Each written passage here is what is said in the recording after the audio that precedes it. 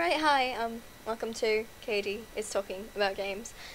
I don't know why I am, I just am. Alright, so, there has been a lot of hype and excitement right now over, I don't remember what magazine it was, but there was a leaked photo of, I guess, the next issue, and it was like, looking inside Portal 3, so naturally everybody's going, oh my god, Portal 3! I didn't expect that they were going to even think about this for another 7 years. Because, you know, it's well known that Valve cannot count to 3. So naturally everyone's freaking out. There's also stuff about Half-Life 3, but who gives a shit? Basically, what's going on here is, nobody is really... I mean, it was just a photo that was leaked, it's not out yet, so nobody knows what the article says. But I just like to take this time to, have a little talk about... God damn it, I can't pronounce words today. I would like to have a talk about what I think of the whole franchise and what's going on with it. I think really how Portal gained its fame to begin with was definitely, people came for the puzzles and, the main gameplay shtick, which was the portal gun.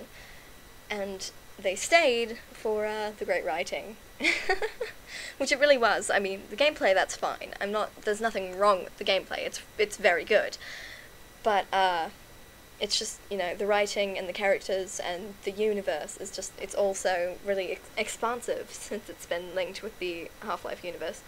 Not to mention, you know, we've got great writers, we've got great characters, we've got a really intriguing plot behind, the whole facility, really. You've got, with Portal 2, you've got Carolyn and Cave Johnson and all this stuff.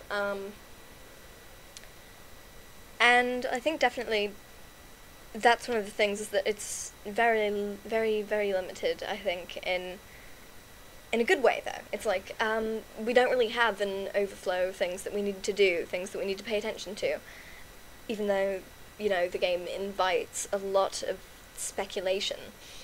It's kind of nice to have a game where you don't have to worry about 15 different things going on at once.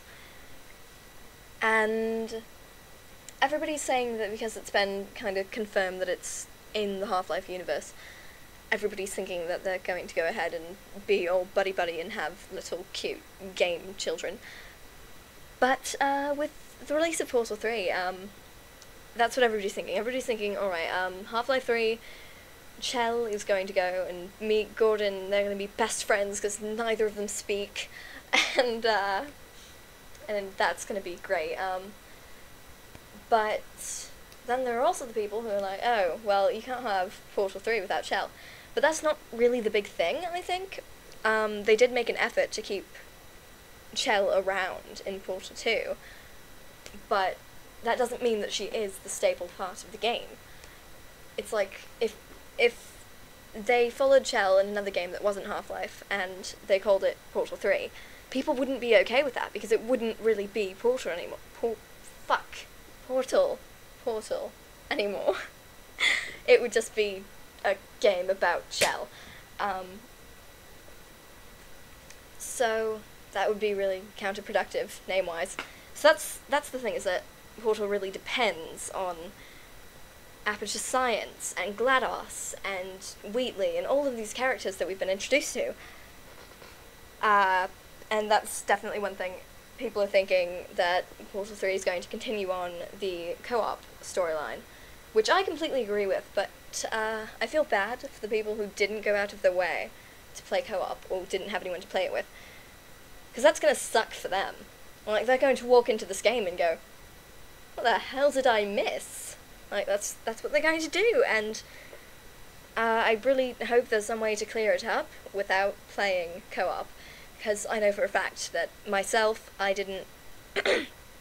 Oh, my voice is dying.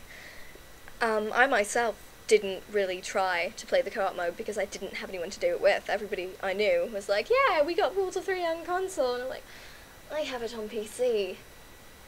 I am screwed. Alright, so that's a big thing, I think, is that people just won't really know what's going on if they didn't play co-op to begin with. And I know that there are a lot of people who aren't going to say, okay, now that Portal 3 is out, I know that it's going to be continuing that storyline, I'm going to go back to Portal 2 and play the co-op mode just to get my information. That's not a thing people are going to want to do. So, there's my 2 cents on it, I guess. I don't really, honestly, I think it's a great idea. I'm excited. It's a great storyline, it's a great group of games, and I love it. I really do. I love it passionately. But, it's just, I can't help but have suspicions. Even though one thing, I have to say, one thing I'd really like to see, besides more of Cave Johnson, because who doesn't want to see more of him? He was great. I want to see the Ratman a little bit more, because he seemed really interesting. And I just sort of, in Portal 2 there are bits where you can hear him.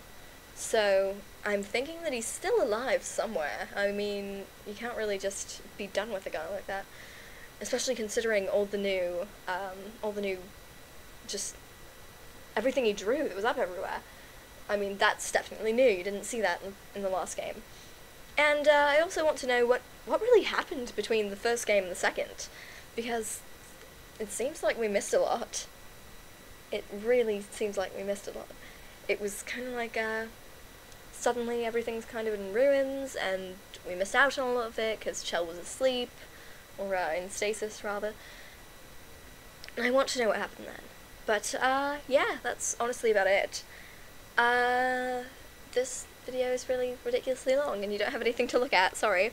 So, there is my opinion, and you can suck on it.